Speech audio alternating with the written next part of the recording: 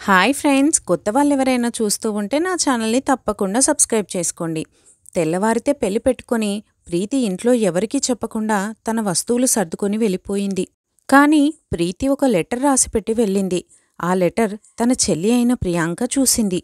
ప్రీతి తనకు బెంగళూరులో మంచి కంపెనీలో జాబ్ వచ్చిందని, తను జాబ్ కోసం ఎన్నో రోజులుగా చేసిన ట్రయల్ పెళ్లి వల్ల ఆగిపోతుందని, పెళ్లినే కాదనుకుని వెళ్ళిపోయింది. ప్రీతి ఇంజనీరింగ్ కంప్లీట్ చేసింది. జాబ్ చేయాలనుకున్న ఆమె కల. దాంతో జాబ్ కోసం సంవత్సరం కష్టపడింది. కానీ రాకపోవడంతో నిరాశ చెందింది. ఎలాగూ జాబ్ రావట్లేదు కదా అని తన తల్లిదండ్రులు వివాహం చేద్దామని అనుకున్నారు. అలాగని ఒక మంచి సంబంధం చూసి వివాహం కూడా జరగబోతున్న సమయంలో తనకు ఒక ఫోన్ కాల్ వచ్చింది. అదేమిటంటే తనకి బెంగళూరులో ఒక మంచి కంపెనీలో జాబ్ వచ్చిందని, అందుకని తను వివాహాన్ని మరీ వద్దనుకొని వెళ్ళిపోయింది. కానీ ఆ రాత్రంతా లెటర్ చదివిన ప్రియాంకకు అస్సలు నిద్రపట్టలేదు. తన అక్క మళ్ళీ మనసు మార్చుకొని వస్తుందేమో అన్న ఆశతో విషయం ఎవరికీ చెప్పలేదు. రాత్రంతా ఆలోచిస్తూ ఎప్పుడో తెల్లవారుజామున తనకే తెలియకుండా నిద్రపోయింది ప్రియాంక. కాసేపటికి తన తల్లి శ్రీలత వచ్చి, అమ్మా ప్రియాంక, కింద పడుకున్నావేంటమ్మా? అక్కేది? వాష్రూంలో ఉందా? ప్రియాంక ఏమీ మాట్లాడలేదు. అక్క ఎక్కడా అంటే ఏమీ మాట్లాడవేంటే? పెళ్లివాళ్ళు ఆల్రెడీ బయలుదేరారట. మనం కూడా త్వరగా రెడీ అయ్యి మండపానికి వెళ్ళాలి. అమ్మా, అక్క లేదమ్మా. తనకి మంచి జాబ్ దొరికిందట బెంగళూరులో. అది కూడా ఇవాళే జాబ్లో చేరడానికి చివరి రోజట. దాంతో నేను ఆ జాబ్ వదులుకోలేనని చెప్పి వెళ్ళిపోయిందమ్మా. అప్పుడు శ్రీలత, నువ్వేం మాట్లాడుతున్నావో నీకు అర్థమవుతుందా? మీ అక్క ఇలాంటి పిచ్చి పని చేస్తుంటే నువ్వెలా చూస్తూ ఊరుకున్నావే? నాకు కూడా తెలియదమ్మా. లెటర్ చదివాకే తెలిసింది. అయ్యో, ఎంత పని చేసిందే! ఇప్పుడు నేనేం చేయాలి? మీ నాన్నగారికి ఈ విషయం తెలిస్తే మనిద్దరినీ చంపేస్తాడు. చాలాసేపు అలా తలపట్టుకొని కూర్చుంది శ్రీలత. ప్రియాంక, నేను ఒక మాట అడుగుతాను, చేస్తావా? ఏంటమ్మా అది? నేనేం చెప్పినా చేస్తానని నాకు ఫస్ట్ ప్రామిస్ చెయ్యి. చేస్తానమ్మా, ఏంటో చెప్పు. మీ అక్క స్థానంలో నువ్వు పెళ్లికూతురులా వచ్చి కూర్చోమ్మా. అమ్మా, నువ్వేం మాట్లాడుతున్నావు? విజయ్ అక్కకు కాబోయే భర్త. అతను ఇష్టపడింది అక్కని. చూడు ప్రియాంక, ఇప్పుడు ఇంతకన్నా దారి లేదు. తను జాబ్ కోసం వెళ్ళిందని మనం చెప్పినా ఎవరూ నమ్మరు. ఎవరితోనో లేచిపోయిందంటూ అసహ్యంగా మాట్లాడతారు. పెళ్లి పందిట్లో మీ నాన్న అవమానాల పాలవుతాడు. అది ఆయన అస్సలు తట్టుకోలేరు. నువ్వు ప్రీతి ఇద్దరూ కవల పిల్లలు కదా, కాబట్టి అక్క స్థానంలో నువ్వు కూర్చున్నా ఎవరు గుర్తుపట్టరు. కానీ పెళ్లి తర్వాత అయినా ఈ విషయం బయటపడుతుంది కదమ్మా. అది అప్పుడు చూసుకుందాం. ఇప్పటికీ ఈ గండం గట్టెక్కించవే. నీ చేతులు పట్టుకొని బతిమాలుతున్నాను. నాకు ఇష్టం లేదమ్మా. ఇది ఇష్టానికి గెలిపించే పరిస్థితి కాదే. 10 మందిలో మన కుటుంబం పరువు కాపాడాల్సిన పరిస్థితి. ప్రియాంకని ఎంతో బలవంతం చేయడంతో ప్రియాంక తన అక్క స్థానంలో పెళ్లిపీటలు ఎక్కుతుంది. శ్రీలత, ప్రియాంక ఏదీ కనబడటం లేదు అంటూ అడిగాడు ఆమె భర్త సురేష్. అండి, ప్రియాంక క్యాటరింగ్ వాళ్ళతో ఉందండి. ఆ సెక్షన్ అదే చూసుకుంటుంది. వెంటనే సురేష్, ముహూర్తం సమయానికైనా ఈ పందిట్లో ఉండాలి కదే. ఉండు, నేనెళ్ళి పిలుచుకొని వస్తాను. వెంటనే శ్రీలత అంది. వచ్చేస్తుందిలేండి, కన్యాదానానికి సమయమైంది కదా. ముందు ఆ పని కానిద్దాం పదండి. ఆ రకంగా ఎలాగోలా మేనేజ్ చేసి ప్రియాంక ప్రస్తావనను పక్కకు మళ్లించింది శ్రీలత. విజయ్ కళ్ళల్లో ఆనందం కొట్టుకొచ్చినట్టు కనిపిస్తుంది. ఇష్టపడిన అమ్మాయిని పెళ్లి చేసుకోబోతున్నందుకు అతను ఎంతో సంతోషంగా ఉన్నాడు. కాని నీలిమ మాత్రం దించిన తల ఎత్తలేదు. మనసులో కొండంత భారాన్ని మోస్తూ కళ్ళు మూసుకొని విజయ్తో తాళి కట్టించుకుంది. అన్ని తంతులు పూర్తయ్యాక అప్పగింతలు చేసే ముందు తల్లి గదిలోకి తీసుకెళ్ళి, అమ్మా ప్రియాంక అని ప్రియాంకతో ఇలా చెప్పింది. చూడమ్మా, ఇప్పుడు నీ మెడలో తాళి పడిపోయింది. కొంతకాలం వరకు నువ్వు ప్రీతి కాదు, ప్రియాంక అన్న నిజాన్ని బయటకు పడకుండా కాపాడు. మీ అక్క స్థానంలో ఉన్నాను అని ఆలోచనలో నీ జీవితం పాడు చేసుకోవద్దు. నీ భర్తతో కలిసి ఆనందంగా జీవించు. అప్పుడు ప్రియాంక, అమ్మా, ఎలా? ఏదో ఒకరోజు నిజం బయటపడకపోదు. ఆ రోజు నేను ఆయన ముందు ఒక మోసగత్తెలా నిలబడాల్సిందే కదమ్మా. ఇదిగో ఈ పిచ్చి ఆలోచనలే వద్దన్నది. ఒక్కసారి దంపతులిద్దరూ కలిసి కాపురం చేయడం మొదలుపెట్టాక ఆ తర్వాత ఏ విషయం బయటపడినా కూడా వారి మధ్య ఏర్పడిన బంధం వాళ్ళని కలిపే ఉంచుతుంది. టైం అవుతుంది, వెళ్దాం పద. పిచ్చి పిచ్చి ఆలోచనలతో ఎలాంటి తొందరపాటు నిర్ణయం తీసుకోకు, ఓకేనా? ప్రియాంక, నీకే చెప్పేది అంది తల్లి. సరేనమ్మా. కాసేపటికి అప్పగింతలు జరిగాయి. ఆ తర్వాత సురేష్తో విషయం పూర్తిగా చెప్పింది శ్రీలత. ఎంత పని చేశావు శ్రీలత! ప్రీతి చేసిన తప్పుకి ప్రియాంక ఇష్టాలతో సంబంధం లేకుండా బలవంతంగా పెళ్లిపీటల మీద కూర్చోబెట్టావా? పాపం నా చిట్టి తల్లి ఎంత మానసిక వేదన అనుభవిస్తుందో ఏమో. నేను ఇప్పుడే అక్కడికి వెళ్ళి జరిగిందంతా అల్లుడిగారికి చెప్పేస్తాను. అబ్బా, మీరాగండి. అల్లుడిగారు ఇష్టపడింది ప్రీతినే కావచ్చు. కానీ ప్రియాంక స్వభావం అర్థమైన కొద్దీ తన మీద అపారమైన ప్రేమ పెంచుకుంటాడు. ఆ తర్వాత విషయం తెలిసిన వాళ్లే సర్దుకుంటారు. ఏమో శ్రీలత, నాకైతే భయంగానే ఉంది. ఆ రోజు తొలిసారి విజయ్ ప్రియాంకతో మాట్లాడుతున్నాడు. ఏమైంది ప్రీతి? నిన్నటి వరకు ఫోన్లో గలగలా మాట్లాడేదానివి, ఇవాళ ఏంటి ఇంత సైలెంట్గా అయిపోయావు? ఏం లేదు విజయ్ గారు, కొంచెం టెన్షన్గా ఉంది. విజయ్ గారా? ఇదెప్పటినుంచి? నిన్నటిదాకా మామూలుగా పేరు పెట్టి పిలిచావు కదా. కాని ఇప్పుడు మనకు పెళ్ళయింది కదా అండి, అందుకని. అయితే బావా అని పిలువు. ఏంటి, ఏమన్నారు? అదే, చాలామంది భర్తను బావా అని పిలుస్తారు కదా. లేదంటే ఏమండి అని పిలువు, నాకు ఎలాగైనా ఓకే. అది నేను మీతో ఓ విషయం చెప్పాలనుకుంటున్నాను. ఏంటది? కొద్ది రోజుల వరకు మనిద్దరం దూరంగా ఉందామండి. అదేంటి, పెళ్ళయ్యాక భార్యాభర్తలు విడివిడిగా ఉంటారా? అది కాదు, అర్థం చేసుకోండి ప్లీజ్. కొద్ది రోజులే. నన్ను నేను మెంటల్గా ప్రిపేర్ చేసుకోవటానికి టైం పడుతుంది. కొంపతీసి పెళ్ళికి ముందే ఎవరినైనా ప్రేమించావా ఏంటి? చీచి, అలాంటిదేమీ లేదు. సరదాగా అడిగానులే. గదిలోకి రాగానే నీ బెరుకు భయం చూసి నాకు అర్థమయ్యింది ఇలాంటిదేదో అడుగుతావని. సరే, బీరువా పక్కన చాప ఉంటుంది, తెచ్చుకో. ఆమె నేలమీద చాపను పరిచే అక్కడే కూర్చుంటుంది. అతడు బెడ్పై కూర్చుని ఉంటాడు. ఇప్పుడు కంఫర్ట్గా ఉందా? ఓకే అండి. అవును ప్రీతి, మన పెళ్లి చూపులప్పుడు మీ చెల్లెలు ప్రియాంక బెంగుళూరులో ఉందని చెప్పావు. మరి పెళ్లిలో కూడా ఎక్కడ కనబడలేదేంటి? అది తనకేదో ముఖ్యమైన పని ఉందని ముందు రోజు నైటే బెంగళూరుకి వెళ్ళిపోయిందండి. అక్క పెళ్లి కంటే ముఖ్యమైన పనులేంటో మీ చెల్లికి. ఏమోనండి, నాకు నిద్ర వస్తుంది, నేను పడుకుంటాను అంటూ మాట దాటేసి పడుకుంది ప్రీతి ప్లేస్లో ఉన్న ప్రియాంక. ఆ మరుసటి రోజు విజయ్ అతని కుటుంబంతో కలిసి ఓ పల్లెటూరికి వెళ్తాడు. ఆ పల్లెటూరి వాతావరణం ఆహ్లాదంగా కనిపించిందామెకు.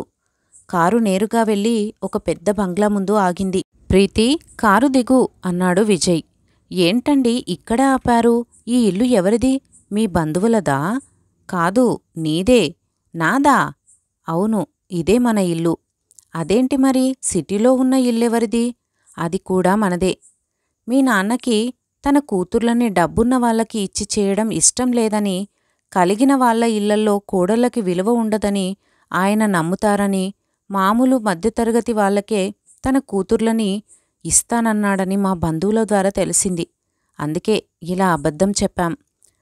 నిన్ను పెళ్లి చేసుకోవడానికి అన్ని తంటాలు పడ్డాను మరి నేను అన్నాడు విజయ్.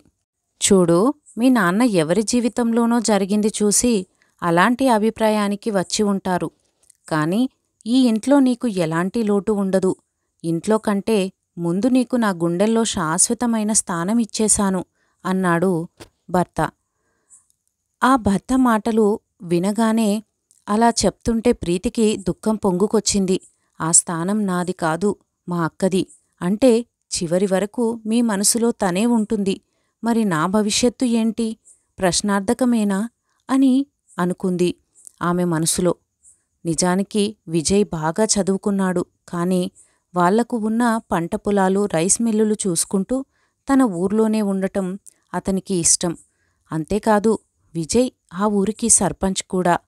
రోజూ ఇంటికి ఎవరెవరో ఏదో ఒక సమస్యతో వచ్చేవారు. పాతకాలం పద్ధతిలో కాకుండా విజయ్ ఈ తరం ఆలోచనలతో కూడిన పరిష్కారాలు చెప్పేవాడు. అదంతా చూస్తున్నప్పుడు ప్రియాంకకు చాలా ముచ్చటేసేది. ఎంత ఆస్తిపరుడైనా నా భర్తకి గర్వం లేదు, పైగా చాలా తెలివైన పరిష్కారాలు చెబుతాడు అంటూ మురిసిపోయేది ప్రియాంక. విజయ్ కూడా ప్రియాంకతో చాలా ప్రేమగా మెలిగేవాడు. ప్రతిరోజు చుట్టుపక్కల ఉన్న దేవాలయాలకు, పంట పొలాలకు తనని తీసుకెళ్లి కాసేపు ప్రశాంతంగా గడిపి హాయిగా కబుర్లు చెప్పేవాడు. నెమ్మదిగా ప్రియాంక మనసులో ఆశ పుట్టింది.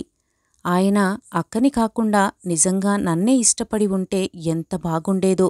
ఈ ఊరు, ఈ వాతావరణం, ఇంతలా ప్రేమ కురిపించే భర్త, ఈ సంతోషాలన్నింటినీ వదులుకోవటానికి నాకు మనసు ఒప్పుకోవడం లేదు. ఇంకా ఇలాగే రోజులు గడుస్తూ పోతే నేను చివరికి ఆయన్ని వదిలి ఉండలేని పరిస్థితికి వచ్చేస్తాను. అందుకని ఆయనతో నిజం చెప్పేయాలని అనుకుంటుంది ప్రియాంక. ఆ మరుసటి రోజు అనువైన సమయం చూసి, విజయ్ గారు, మీకు ఒక నిజం చెప్పాలి అంది ప్రియాంక. ఏంటి ప్రీతి, చెప్పు అన్నాడు విజయ్. అదేంటంటే, నేను మీరనుకున్నట్టుగా ప్రీతిని కాదు, ప్రియాంకను అంటూ పెళ్లికి ముందు రోజు జరిగిందంతా వివరించి చెప్పింది ప్రియాంక. అప్పుడు విజయ్, మీ కుటుంబం అంతా కలిసి నన్ను ఇంత మోసం చేస్తారా? పిచ్చివాడిని చేసి ఆడుకుంటారా? అసలు మీకు ఎలా మనసొప్పింది? ఇంకొక్క నిమిషం కూడా నువ్వు నా ఇంట్లో ఉండటానికి వీల్లేదు. నడు బయటకి అన్నాడు అతను. భర్త నోటి నుండి ఆ మాట రాగానే ప్రియాంక కళ్ళల్లో కన్నీళ్లు జలపాతాలు అయ్యాయి. ఆపకుండా ఏడవడం మొదలుపెట్టింది. వెంటనే విజయ్, ఏ ఆపు, నేనేదో నిన్ను ఆట పట్టిద్దామని అన్నాను. నువ్వు ప్రియాంకవని నాకు ముందే తెలుసు. వెంటనే ప్రియాంక, ఏంటి, ముందే తెలుసా? ఎలా? మీ అక్కలో నీకు ఉన్నంత అనుకువ లేదులే. తను చాలా స్పీడ్ కదా. ఏమంటున్నారండి మీరు? మీ అక్క తనంతట తానే వెళ్ళిపోలేదు, నేనే పంపించాను. అసలు జరిగిందేమిటంటే, సంవత్సరం క్రితం నేను నిన్ను బెంగళూరులో చూశాను, ఒక సాఫ్ట్వేర్ కంపెనీలో చూశాను. నేను అప్పుడు అక్కడే వర్క్ చేసేవాడిని.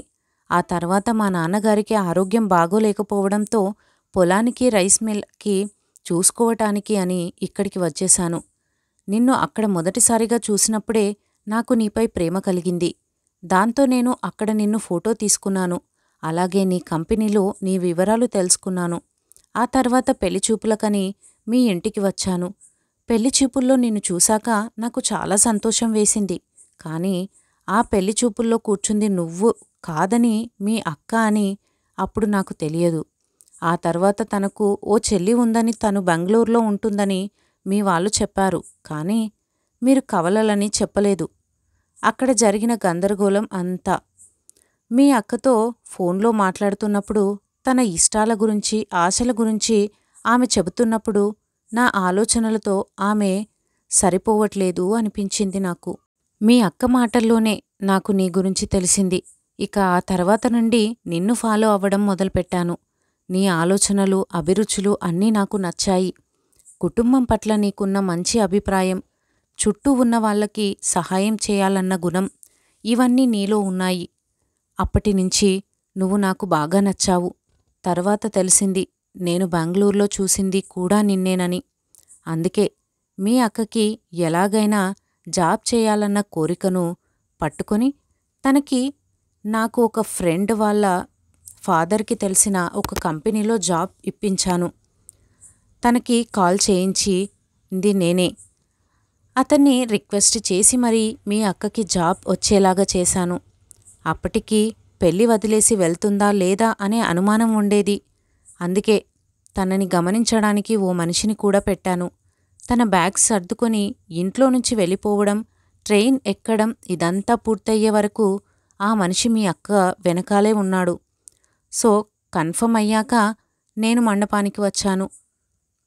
ఎంత నా మీద ఇష్టం ఉంటే మాత్రం ఇదంతా చేయాల్సిన అవసరం ఏముంది? అంటే నువ్వు నన్ను తప్పుపడుతున్నావా ప్రియాంక? కాదు, కానీ మా అక్కకి అలా ఆశ కల్పించి తన పెళ్లి చెడిపోయేలా చేయడం నాకెందుకో కరెక్ట్ అనిపించడం లేదు. నిజంగా మీ అక్కకి నాతో పెళ్ళి అంత ఇష్టమైతే అలా వెళ్ళిపోయేదే కాదు. తనకు ఏది ముఖ్యమో అదే తను ఎంచుకుంది. సరే, మా అక్క వెళ్ళిపోయేలా చేశారు, కానీ నాతో పెళ్లి జరుగుతుందని ఎలా అనుకున్నారు? అయ్యో, నేను అస్సలు ఊహించలేదు. విషయం ఇంకా బయటపడలేదు కదా, కాబట్టి ప్రియాంకతో పెళ్లి చేయండి అని మీ వాళ్లతో చెబుతామని అనుకున్నాను. అంతలో నువ్వే పెళ్లికూతురుగా కనిపించావు. ఇక నిన్ను చూశాక నాకు సంతోషం ఆగలేదు. ఆ తర్వాత అంతా నీకు తెలిసిందే కదా ప్రియాంక. ఏంటి మొహం అలా పెట్టావు? ఇంత చెప్పాక కూడా. అయినా నిజంగానే నీకు నేనంటే ఇష్టం లేకపోతే ఇందాక వెళ్ళిపో అనగానే ఎందుకు అంతలా ఏడ్చావు? ఇష్టం లేదని నేనేమీ అనలేదే. కానీ మా అక్క. అబ్బా, మళ్ళీ అక్క అంటూ మొదలుపెట్టకు నువ్వు. నేను మీ ఇద్దరిలో ఎవరి జీవితానికి అన్యాయం చేయలేదు. తన కెరీర్ బాగుండాలని తనకు తను కోరుకునేదే ఇచ్చాను. నా మనసు గెలిచిన నీకు నా జీవితాన్నిచ్చాను. ఇంకా ఏం చేయాలి చెప్పు? పెళ్ళైన దగ్గర్నుంచి కావాలనే ప్రీతి ప్రీతి అని ప్రతిరోజు 100 సార్లు పిలిచాను. ఒక్కసారైనా నేను ప్రీతి కాదు ప్రియాంకని అని చెప్తావేమో అని వెయిట్ చేశాను. కానీ నువ్వే అసలు భయపడలేదు, మొండిదానివి. ఇప్పటికైనా కాస్త నవ్వొచ్చు కదా. సరే, ఇప్పటిదాకా తన భర్త తనకి ఎక్కడ దూరం అవుతాడో అని ప్రియాంక పడ్డ బాధకి ఆ రోజుతో పరిష్కారం దొరికింది. విజయ్ చేసిన ఒక్క ఆలోచన వలన ముగ్గురిలో ఎవరు మనసుకి గాయం పడకుండా అతని ప్రేమ గెలిచింది. ఆ తర్వాత ఆ దంపతులిద్దరూ కలిసి ప్రశాంతంగా జీవించారు. ఈ స్టోరీ గనక మీకు నచ్చినట్లయితే నా ఛానల్ని తప్పకుండా సబ్స్క్రైబ్ చేసుకోండి. లైక్ చేసి, షేర్ చేసి, కామెంట్ చేయండి.